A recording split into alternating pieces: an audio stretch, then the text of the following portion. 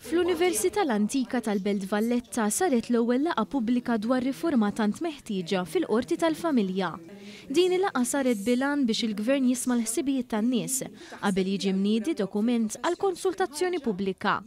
Fost it-temi li ġew diskussi kien hemm fost oħrajn il-manteniment, l-aċċess u l-kustodja tat-tfal. Il-Prim Ministru Roberta Bela beda din id-diskussjoni bil-ħsieb li l-istil ta' politika li ħaddan dan il-Gvern u li l-ħsibijiet tan-nies qabel ma wieħed iniedi il-konsultazzjoni pubblika. Dan qalu fi sfond ta' kif il-weda fil-manifest elettorali Malta flimkien dwar il-Qorti tal-Familja tiġbor fiha twemmin ta' kif is-soċjetà tagħna għandu jkollha n-nukleu tagħha idur mal-familja għaliex jekk għandek familja li qed tbati, għandek soċjetà li qed issofri.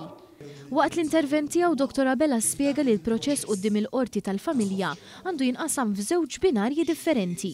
Dak li l-ewwel triq għandha tingħata lir-rikonċiljazzjoni u l-proċess ta' medjazzjoni biex jekk hemm ċans li familja issalva dik l-opportunità tkun tista' tingħata. Però sostna li sfortunatament hemm realtajiet fejn it-tama ta' rikonċiljazzjoni ma tkunx possibbli u għalhekk waħda mid-diskussjonijiet f'din ir-riforma għandha tkun biex twassal il-partijiet għal ftehim binarju.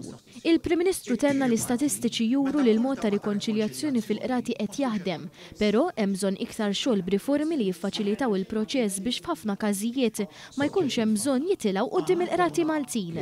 Ġie aċċennat ukoll li separazzjoni u suġġett delikat ħafna u għalhekk l tal-avukat f'dan il-qasam huwa li kemm jista' jkun jirrikonċilja u jipprova jqareb id-differenzi bejn il-persuni konċernati. Preżenti waqt din il-laqgħa kien hemm il-Ministru tal-Ġustizzja Jonathan Attard u l-Ministru għall-Politika Soċjali u Drittijiet tat-Tfal Michael Falzon fejn għamlu l-interventi tagħhom. Fil-fatt il-Ministru Attard tenna li l-għan u l-intenzjoni ta' din ir-riforma hija li jkollna qrati u proċess ġudizzjarju li jindirizza l-problemi tan-nies b'mod iktar effiċjenti.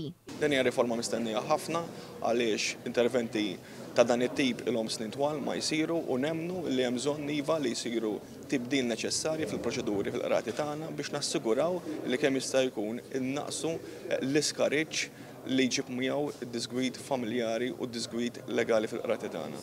Sa dan it-tant il-Ministru Falzon enfasizza l-intervent tiegħu dwar l-aspett soċjali u l-importanza tat-tfal. U għatenna li f'dinja ideali ma jkollniex bżonn qorti tal-familja, però din mhijiex ir-realtà. Din hija riforma li tagħmel differenza ħafna dirett fil-ħajja tan-nies, nitkellmu fuq il-familja. Familja tibqa' dejjem il-unit bażilari tas-soċjetà tagħna. Rridu nħarsu mbagħad l-aktar li dawk li għandna bżonn forsi nħarsu l-iktar l-interess tagħhom. U f'dan il-każ jiena ngħid għaliex li għandna nħarsu b'ċertu saħħa l-interess tat-tfal.